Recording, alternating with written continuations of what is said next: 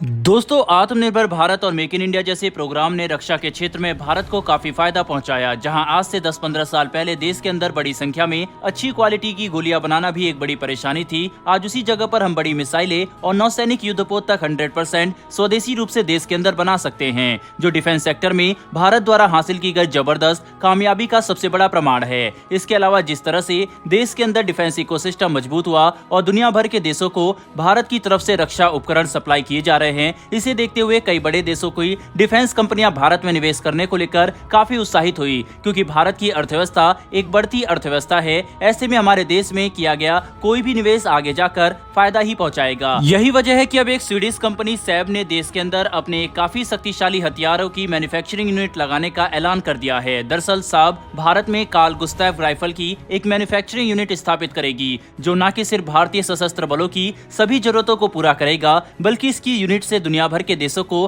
Karl Gustav की जरूरी component भी सप्लाई किए जाएंगे। यानी भारत में लगने वाली फैक्ट्री ग्लोबल सप्लाई चेन का एक काफी महत्वपूर्ण हिस्सा होगी, जो इस निवेश को और भी ज्यादा बड़ा बनाता है।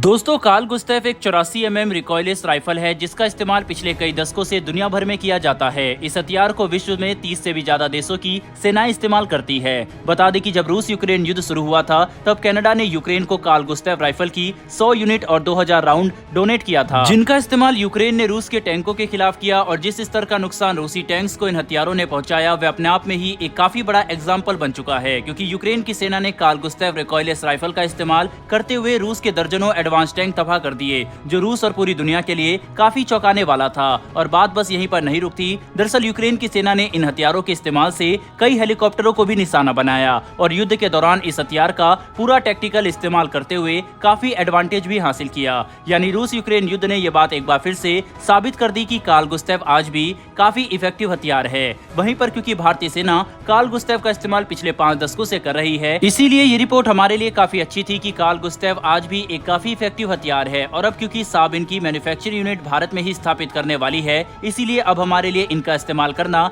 काफी आसान और सस्ता भी हो जाएगा, जो भारतीय सेना के लिए चीन और पाकिस्तान के खिलाफ एक काफी बड़ा एडवांटेज है। दोस्तों, कार्ल गुस्ताव का इस्तेमाल दुनिया भर के 15 से भी ज्यादा युद्ध में किया जा चुका है और हर युद्ध में इसकी परफॉर्मेंस काफी अच्छी रही। इस हथियार का सबसे एडवांस वर्जन 2014 में बनकर तैयार हुआ था, जिसे आज हम कार्ल गुस्ताव M4 के नाम से जानते हैं। इसके हर एक यूनिट की कीमत लगभग $20,000 की होती है और एमुनेशन की कीमत $500 से लेकर $3,000 तक की आती है, जो इस बात पर निर्भर करता है कि किस तरह का एमुनेशन इसमें इस्तेमाल किया जा रहा है। वहीं पर अगर बात करें इसके वजन की, तो कार्ल गुस्ताव रिकॉयलेस राइफल का सबसे एडवांस वर्जन M4 M2 के मुकाबले 50% हल्का है, क्योंकि इसमें एडवांस मटेरियल का इस्तेमाल किया गया। बता दें कि M4 का वजन 7 किलोग्राम से भी कम का है, जो इसे किसी भी सैनिक द्वारा बड़ी आसानी से ले जाने की क्षमता प्रदान करता है। साथ ही इसकी मारक क्षमता 350 मीटर से लेकर 2000 मीटर तक की है, जो इस बात पर निर्भर करता है कि किस तरह का एम्यूनेशन इसमें इस्तेमाल किया जा रहा है। बहरहाल बढ़ते हैं हमारी दूसरी खबर की तरफ, और ये खबर एरोनॉटिकल डेवलपमेंट एजेंसी की तरफ से निकलकर सामने आ रही है, जिसके तहत अब आखिरकार भारत के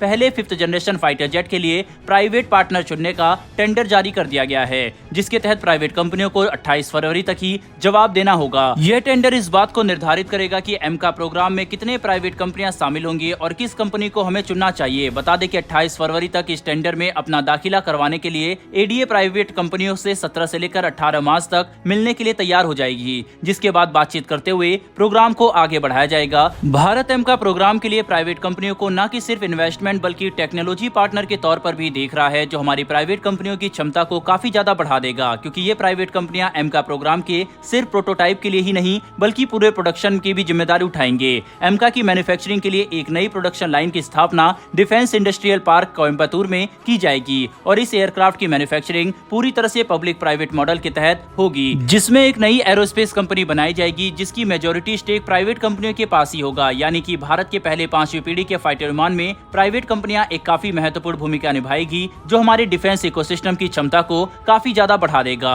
बहरहाल दोस्तों, इस वीडियो में इतना ही। इन दोनों ही विषय पर आपकी क्या राय है, कमेंट बॉक्स में लिखकर जरूर बताइएगा। साथ ही अगर आप भारत के इस कदम से संतुष्ट हैं, तो कमेंट बॉक्स में एक जय हिंद जरूर लिखिएगा। साथ ही हमारी आने वाली डेली डिफेंस और वर्ल्ड अफेयर से जुड़ी ऐसी वीडियो के लिए चैनल को सब्सक्राइब कर बेल नोटिफिकेशन अवश्य दबा लें। फिर मिलेंगे ऐसी एक नई वीडियो के साथ। धन्यवाद।